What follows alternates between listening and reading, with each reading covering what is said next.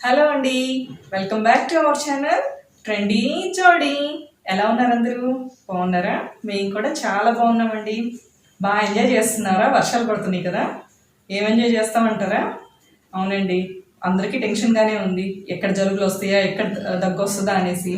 మామూలుగా అయితే ఇంతకు ముందు జలుబు వచ్చినా దగ్గు వచ్చినా కానీ అంత పెద్దగా భయపడాల్సిన అవసరం ఉండేది కాదు. కానీ ఇప్పుడున్న పరిస్థితుల్లో జలుబు వచ్చిందంటేనే మనకే కాదండి, పక్కింట్లో వాళ్ళకి కూడా చాలా టెన్షన్ వస్తూ ఉంటుంది.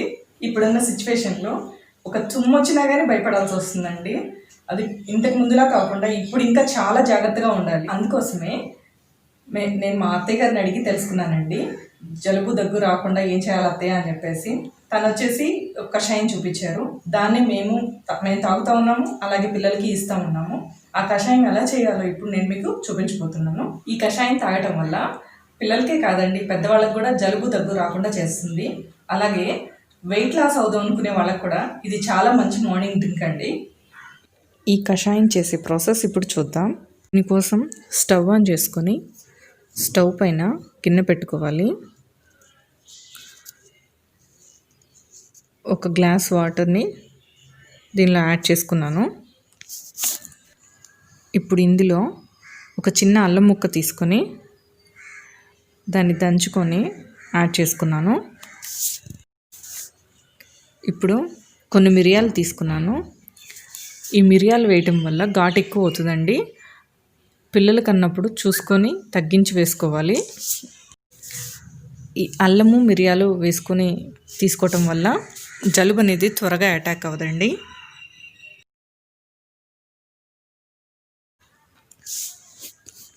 తర్వాత ఒక దాల్చిన చెక్క ఒక చిన్న ముక్క తీసుకున్నాను, దాన్ని కూడా దీనిలోకి యాడ్ చేసుకోవాలి.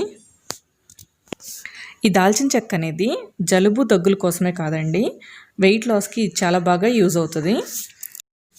ఆ తర్వాత 1.5 స్పూన్ వరకు జీలకర్ర యాడ్ చేసుకున్నాను. ఈ జీలకర్ర అనేది డైజెషన్కి చాలా బాగా ఉపయోగపడుతుంది. తర్వాత 1.5 స్పూన్ ధనియాలు యాడ్ చేసుకున్నాను.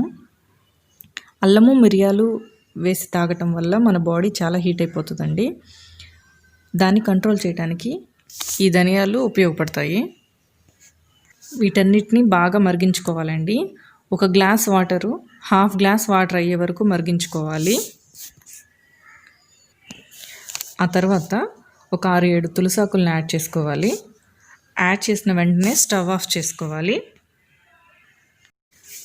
ఇప్పుడు ఒక గ్లాస్లో 2 స్పూన్స్ తేనె యాడ్ చేసుకోవాలి. అలాగే హాఫ్ చెక్క నిమ్మరసం యాడ్ చేసుకోవాలి.